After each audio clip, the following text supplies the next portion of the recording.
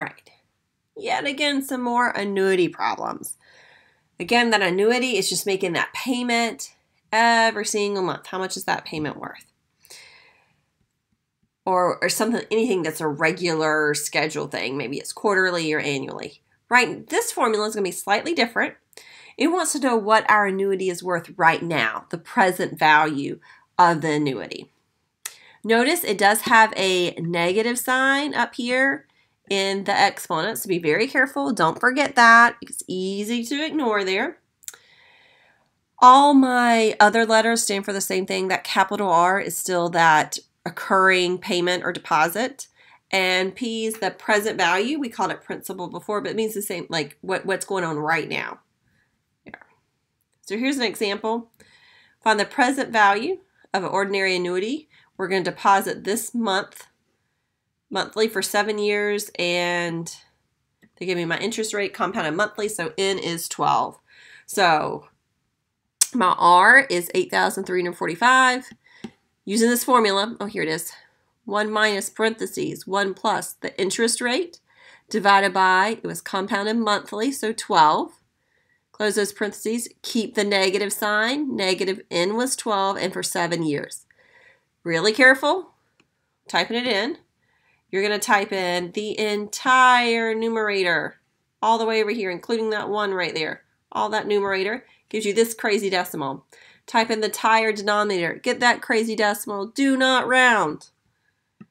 Now I can type this in, nice parentheses right there, type in my calculator, and get the present value right now. That annuity is worth $535,066.90. Just like we did on the last couple formulas, we don't always have to solve for what it's equal to, like P. We can solve for R. So I'm going to do the same thing here, solving for that kind of like missing variable. We want to find the payment amount, the R.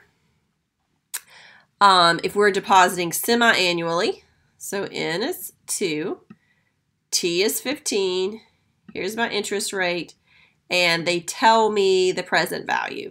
So that's how I know to plug in for P instead of R. So I plug in my P, 1 minus, parentheses, 1 plus, my R, my N, negative N times T. I'm going to type that whole numerator, the 1 minus parentheses, the whole numerator, to get this crazy decimal, the 0.76. The denominator is going to give me the 0.04. Don't round. Type in this in my calculator. Again, you can use parentheses here. That's going to give me 15.59344122. Got the R. I need to get rid of this number the same way that I've done it every single time. I'm going to take that cheating way, because I don't have room on my screen to write all of it out, but I would type in this whole number, do not round it to the end. I'll divide both of these sides by 15.59394122. And that's going to give me my final answer. And my final answer, I can round to 2 decimal places. All right, so we're finally done with all these formulas. Remember, you do not have to memorize the formula. They're going to be given to you in the problem. Thank goodness, since they have all these crazy R's and N's and they're so close together. Our last problem, we don't actually have to have a formula. We just have to be able to read a chart. So our little chart here tells us, and this is called an amortization table. Basically, we make a payment when things are compounded. Part of that payment goes to interest and part of it goes to principal. Now that changes each month. That's what a compounding interest does. That's the difference between compounding and simple interest. At the beginning is most of my interest, and as I pay more and more and more, I have less interest that's owed. And that means if I have less interest that owes, that means I can have more going to principal. So the interest is going to decrease and the principal is going to increase because I can put more of my money toward the principal of my loan. And this principal at the end of the period means how much I owe. So in this example, I took out a $1,000 loan. I pay $88.85 the first month. The bank takes $10 of that for interest, and they put the rest of it to my principal. So I do 1,000 minus $78.85 to give me my new principal. That's how much I owe after the first month. The next month, I pay the same amount. The bank's going to take $9.21 for themselves. They take the rest of it and put it toward the principal. So a couple questions just reading off this chart. Find the amount in the 7th payment. So let me get my highlighter here. 7th payment is this row right here. We want to know the amount that goes to interest. That's $5.15. For B, we want to find the amount in the 11th payment.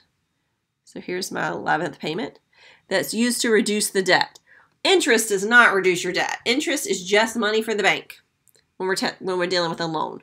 So the part that goes to reduce my debt is the principal. So that's the $87.10. And I have that typed up for us right there. All right. The first 5 months of the loan, how much interest is paid. So I'm going to look at my interest and I'm going to add up the first 5 months. So 1, 2, 3, 4, 5.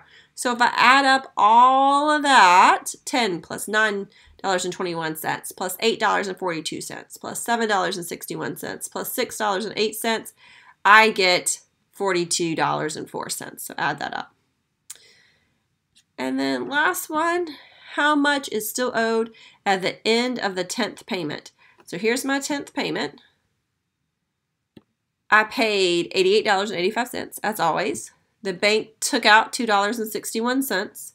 And then they subtracted from my loan $86.24. I owe them that much less. That means at the end of it, I owe $175.06. And see right there is how much we still owe.